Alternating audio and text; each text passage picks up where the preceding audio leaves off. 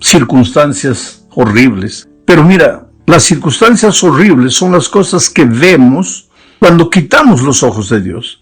Porque cuando nuestros ojos están fijos en Dios y en sus promesas y en la verdad de su palabra, las circunstancias pueden ser negativas, difíciles, duras, pero no son terribles, no son asustadoras para el que deposita su fe en el Señor Jesucristo. Por eso vamos a estudiar esta semana una vez más sobre el poder autoritativo de nuestra teología, que es la Biblia. Hay mucha gente que se pregunta, si existe una sola Biblia, ¿por qué existen tantas iglesias, tantas religiones en el mundo? Tú sabes que en el mundo existen 9 grandes religiones, el cristianismo, el islamismo, el shintoísmo, el brahmanismo, en fin. Pero solo dentro del cristianismo hay por lo menos unas 5,000 subdivisiones y todas con la Biblia abierta. Ahora, si hay una sola Biblia, debería haber una sola iglesia. ¿Pero por qué este fenómeno? El problema, ¿sabes?, es la interpretación que los varios grupos religiosos le dan a la palabra de Dios. Hay factores que influyen en la interpretación bíblica. Por ejemplo, la tradición, la cultura, la experiencia personal, la razón. No hay duda de que cada una de ellas afecta de alguna manera nuestra interpretación de la palabra de Dios. Pero la pregunta es, ¿hasta qué punto eso es correcto? ¿Hasta qué punto es correcto que la tradición, la cultura, la experiencia personal influyan en nuestra interpretación de la palabra de Dios? Pues ese es el tema de esta semana. Veamos primero el tema de la tradición. ¿Qué es la tradición? El diccionario define tradición de la siguiente manera. Tradición es la transmisión de noticias, literatura popular, doctrinas, ritos, usos y costumbres que se mantienen de generación en generación. En realidad, la tradición está formada por las pautas silenciosas de convivencia que una comunidad considera dignas de guardar y mantenerse de generación en generación. De este modo, esas pautas silenciosas se constituyen en parte integral de los usos y las costumbres de esa comunidad, para que sean aprendidas por las nuevas generaciones como un legado cultural. O sea, tradición, en unas palabras simples, es todo lo que nuestros padres, abuelos, bisabuelos hicieron y que nosotros continuamos haciendo porque ese legado fue pasado del bisabuelo al abuelo, al papá y llegó hasta nosotros. Ahora, la tradición, mira, mi amigo querido, la tradición en sí no es mala. Nos puede ayudar a mantenernos conectados a nuestras raíces y es bueno que lo estemos, porque cuando tú te olvidas de tus raíces, de cierta manera pierdes tu identidad. Lo que le da seguranza para avanzar al futuro es saber de dónde vienes, quiénes son tus padres, tus abuelos, tus bisabuelos, cómo vivían ellos, cuál era la cultura de ellos. Y es justamente por causa de eso que la tradición pues juega un papel importante en la vida religiosa de una comunidad y de los miembros de esa comunidad. Sin embargo, la tradición involucra también algunos peligros. Veamos, por ejemplo, el problema de una tradición buena que los judíos tenían, que con el tiempo se volvió un peligro para la vida espiritual de ellos mismos. Marcos 7, 3 y 4 dice: porque los fariseos y todos los judíos, aferrándose a la tradición de los ancianos, si muchas veces no se lavan las manos, no comen. Y volviendo a la plaza, si no se lavan, no comen. Y otras muchas cosas hay que tomaron para guardar, como los lavamientos de los vasos de beber y de los jarros y de los utensilios de metal y de los lechos. Ahora yo te pregunto a ti, mi amigo, ¿estaba errada esta tradición de los judíos? Completamente no, claro que no. Hoy, en tiempos del coronavirus, ¿tú crees que los judíos estaban equivocados? Claro que no. Ellos no comían si no se lavaban las manos. Ahora, el problema fue que con el tiempo esa buena costumbre de lavarse las manos antes de comer, esa buena costumbre que había pasado de una generación a otra, se empezó a volver una especie de regla de fe y de valor espiritual. El judío, en aquellos tiempos, podía estar mal espiritualmente, viviendo en pecado escondido. Pero si se lavaba las manos en público antes de comer, ya se sentía un buen cumplidor de la tradición y por tanto con derecho al reino de los cielos. Por eso, en cierta ocasión, cuando los discípulos no se lavaron las manos antes de comer, los judíos le preguntaron a Jesús, ¿por qué tus discípulos no se lavan las manos? Entonces Jesús respondió lo que está en Marcos 7, 6 y 7. Respondiendo él les dijo, hipócritas, bien profetizó de vosotros Isaías, como está escrito, este pueblo de labios me honra, mas su corazón está lejos de mí, pues en vano me honran, enseñando como doctrinas mandamientos de hombres. ¿Tú te das cuenta? Esa buena costumbre de lavarse las manos antes de comer, para los judíos se había vuelto una especie de requisito de salvación. Ahora, no hay nada de malo en lavarse las manos, hay que hacerlo. Es higiénico, es por tu salud, pero de ahí a pensar que si no te lavas las manos te vas a perder y no tienes derecho a la salvación, hay kilómetros y kilómetros de distancia. El problema en la tradición en los tiempos de los judíos fue que tomaron las costumbres buenas y las hicieron regla de fe. Y este es el peligro que puede suceder con nosotros hoy. Ahora, lo más triste de todo es que la tradición tiende a aumentar con el tiempo, va acumulando cada vez más detalles a los aspectos que originalmente formaban una costumbre original. De generación en generación van aumentando detalles y entonces van deformando la buena tradición. Estas tradiciones humanas en los tiempos de Cristo, aunque eran promovidas por los ancianos respetados, es decir, por los líderes religiosos de la comunidad judía, no eran ni podían ser iguales a los mandamientos de Dios. Pero esas tradiciones humanas de los judíos, a la larga, llegaron a un punto en el que, como dijo Jesús, invalidaron la palabra de Dios. Ahora viene una pregunta interesante.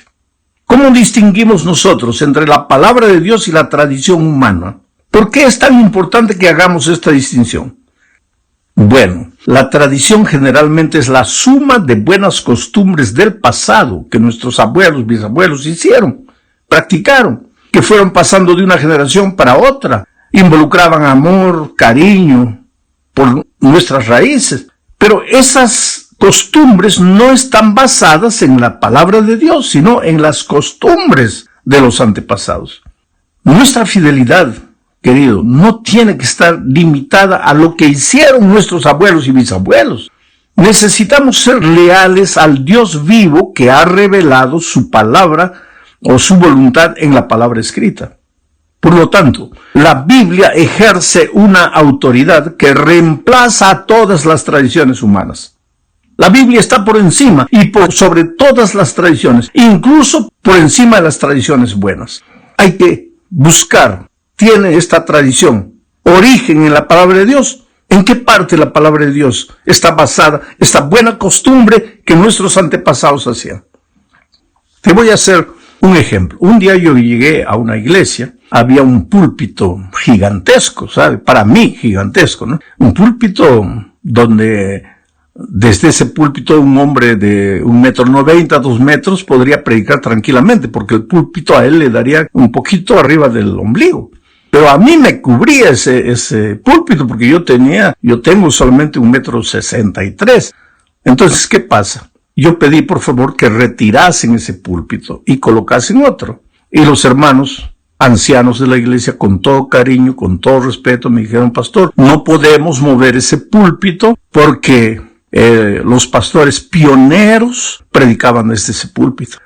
Y lógicamente, los pastores pioneros eran americanos que medían 1,90 m, 2 metros. Entonces, para ellos estaba perfecto el púlpito. Pero yo soy, pues, un peruano que mide 1,63 m. Para mí ya no estaba bien el púlpito, pero estos hermanos creían, y mira, la buena costumbre del tiempo pasado se había hecho una especie de regla de fe. Hoy día no importaba cuánto tú midieses, tenías que colocarte atrás de un púlpito gigantesco. Quiere decir, si tocabas eso era pecado, era un atentado contra nuestra historia, contra nuestros pioneros, contra lo que nuestros padres nos enseñaron. Ahí está el ejemplo. Ahora, ¿en qué parte de la Biblia dice que el púlpito debe ser de un determinado tamaño? Entonces, una buena costumbre para un tiempo se comenzó a hacer regla de fe para ese tiempo sin tener base en la palabra de Dios. Ese es el asunto que tenemos que tener en cuenta. Ahora, hablemos de la experiencia. Este es el segundo punto de nuestra lección. El Evangelio no puede ser solo teoría. La doctrina que nos sale del papel no tiene mucho sentido. La teoría del Evangelio solo es poder cuando el verbo se hace carne, o sea, cuando la teoría se hace experiencia. La experiencia es la teoría hecha vida. Primero nacen las emociones en el corazón, después se transforma en acción. El cristianismo tiene que ser sentido, gustado, probado y después vivido. Eso es experiencia. Es lo que sientes y que te empuja a la acción, a vivir. La experiencia es aquello por lo que darías la vida. Sin embargo, la experiencia no puede ser la esencia ni el fundamento de nuestra fe. No puedes quedarte esperando que Dios te hable personalmente a tu propia experiencia cuando Dios ya te habló a través de su palabra. No puedes basar tu conducta cristiana en lo que sientes, sino en lo que la palabra de Dios dice. El sentimiento no está por encima de la palabra de Dios. Observa lo que dice Pablo en 2 Corintios, capítulo 11, versículo 3. Pero temo que como la serpiente con su astucia engañó a Eva, nuestros sentidos sean de alguna manera extraviados de la sincera fidelidad a Dios. Percibe el raciocinio de Pablo. La serpiente con astucia engañó a Eva. Y Pablo dice, mi temor es que nuestros sentidos, nuestros sentimientos, así como la serpiente, de manera astuta nos desvíen de la sincera fidelidad a Cristo. Tú puedes ser hasta sincero, pero si basas tu vida cristiana solo en lo que sientes, estás mal. Veamos el caso del paralítico, por ejemplo, en el tanque de Bethesda. Estaba paralítico, no podía andar, 38 años sin andar. Vino la palabra de Dios. Jesús le dijo, levántate, toma tu lecho y anda. Pero el paralítico no sentía nada, no sentía que estaba curado, estaba paralítico. Podría haberle dicho a Jesucristo, oh Señor, yo quisiera andar, sí, pero estoy paralítico, yo siento que estoy paralítico. Si hubiera hecho eso, el paralítico se hubiera quedado paralítico para el resto de la vida. Pero él, a despecho de lo que sentía, creyó en la palabra de Jesús y se levantó y anduvo. Entonces, querido, el sentimiento es bueno. El sentimiento le da sabor a la vida cristiana. Pero cuidado con normar tu vida cristiana solo por el sentimiento. Por eso Dios te dejó su palabra. En el tercer punto de este estudio veremos el papel de la cultura en la interpretación bíblica. Es innegable el poder y la fuerza de la cultura en nuestro comportamiento. El drama que vivimos hoy es el hecho de que vivimos 6 días de la semana sumergidos en la cultura que nos rodea y algunas pocas horas el sábado en la iglesia, donde recibimos las enseñanzas bíblicas. Y esas enseñanzas bíblicas no siempre apoyan lo que la cultura enseña. Entran hasta en contradicción. Y ahí tú te quedas entre la cultura y la palabra de Dios. ¿A quién sigues? ¿A la cultura o a la Biblia? El resultado de todo esto es lo que estamos llamando hoy de secularismo. El cristianismo secular intenta infiltrar en las iglesias las enseñanzas de la cultura en detrimento de las enseñanzas divinas. El otro día, por ejemplo, un anciano de iglesia, delante de la intransigencia de algunos hermanos, querían hacer de la iglesia una especie de sindicato. Me preguntó, pastor, ¿en todos los lugares es como aquí? Mi respuesta es, depende, querido. ¿Depende de qué? De la cultura. Tú sabes que el espíritu sindicalista está presente en todos los lugares, en todos los países, bajo diferentes ropajes. Y es lógico que esos mismos hermanos que participan de sindicatos, de agremiaciones, de reivindicación durante 6 días, vienen a la iglesia y quieren que la iglesia también funcione como un sindicato. La palabra de Dios no tiene mucho valor para ellos. Lo que importa es, entre comillas, el mundo está cambiando y ¿por qué nosotros también no cambiamos? Quiere decir, si la cultura cambia, que la palabra de Dios también cambie. No es así. Yo podría dar otro ejemplo, pero no lo voy a hacer. Podría hablar sobre el homosexualismo, por ejemplo. En cierto país, alguien dijo, pastor, el homosexualismo en este país antes era prohibido. Hoy es aceptable. Pero si vamos así, dentro de poco será obligatorio. ¿Tú te das cuenta? La cultura cambió. Entonces nosotros también tenemos que cambiar. No, pues querido, la palabra de Dios es palabra de Dios eterna. Sus valores no cambian. ¿Cuál es el consejo de Cristo? Mira lo que Él dijo en su oración intercesora, Juan 17, 14 al 16. Él oró a Dios diciéndole, yo les he dado tu palabra, ¿a quién? A los discípulos. Y el mundo los aborreció. Quiere decir que si tú quieres respetar los principios de la palabra de Dios, el mundo te va a aborrecer. Y el mundo los aborreció porque no son del mundo, como tampoco yo soy del mundo. No te ruego que los quites del mundo, sino que los guardes del mal.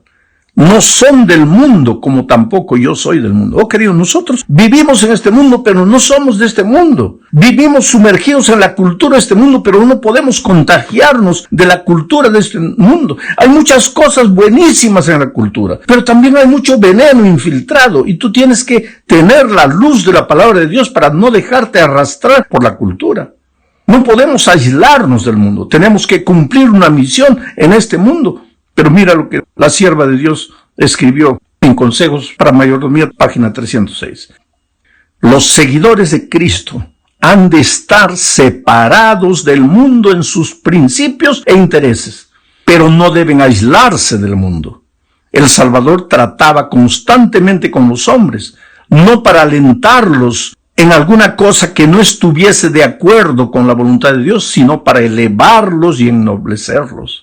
Si tú vas a una rueda de amigos, que sea para que tu influencia los lleve a Cristo, y no para que la influencia de ellos te sumerja a ti en una cultura que no tiene Dios y que no respeta a Dios.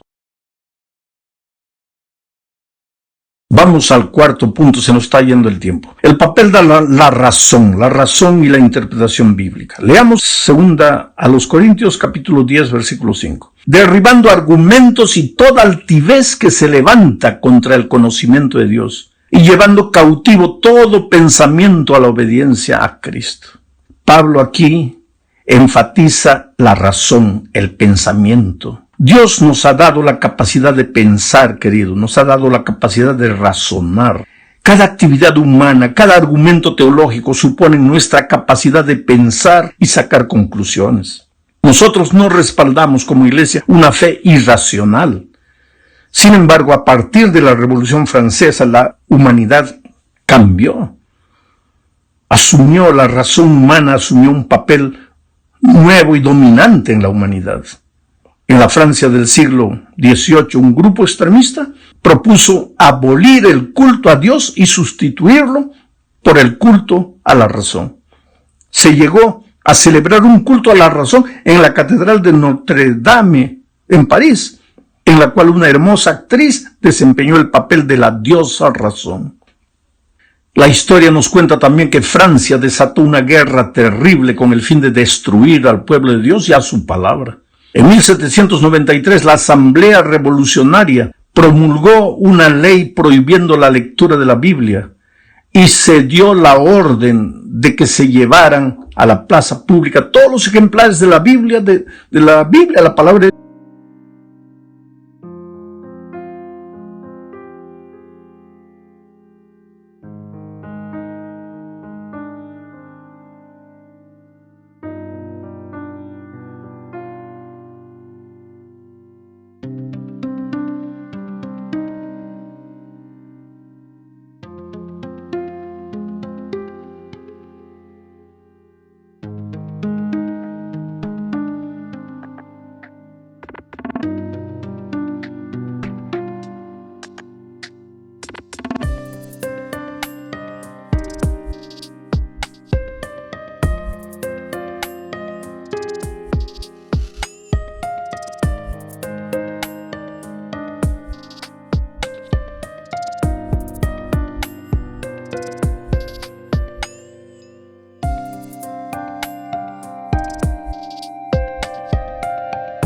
Dios para quemarlos como evidencia de que el gobierno no reconocía las Escrituras. Y eso está registrado en el Diario Oficial de noviembre de 1793, siglo XVII. Creo que anteriormente dijo 18, fue un error mío. Allí, en ese diario, se publicó lo siguiente, lo voy a leer a la palabra. La Sociedad Popular de la sección del museo da a conocer que los ciudadanos de esta sección, está hablando de París, han dado buena cuenta de todos los libros de la superstición y la mentira. El Antiguo y el Nuevo Testamento han expiado en una gran hoguera las insensateces que indujeron a cometer a la especie humana. Mira el atrevimiento. La razón contra la palabra de Dios. Observa que por un lado, como vimos en el punto anterior, hay gente que basa su experiencia espiritual en el sentimiento. Pero ahora vamos a ver que en el siglo XVII comenzó otra historia. Ahora, basar la fe en la razón. Es decir, basar lo que crees en la razón. Gente que basa su experiencia espiritual únicamente en la razón. Esta manera de ver las cosas, llamada racionalismo, es la idea de que la verdad no es sensorial, sino intelectual, y deriva de la razón. En otras palabras, existen ciertas verdades y solo nuestra razón puede captarlas. Esto hace que la razón humana sea la prueba y el criterio para la verdad. La razón se convirtió en la nueva autoridad ante la cual todo lo demás debe inclinarse, incluyendo la autoridad de la Iglesia y, lo que es más grave, la autoridad de la palabra de Dios. En el siglo pasado hubo un teólogo llamado Rudolf Bultmann. Él falleció en 1976. Él fue autor de la famosa teoría denominada la desmitologización de la Biblia. ¿Qué quiere decir eso? Él decía, si vamos a evangelizar en esta cultura del raciocinio,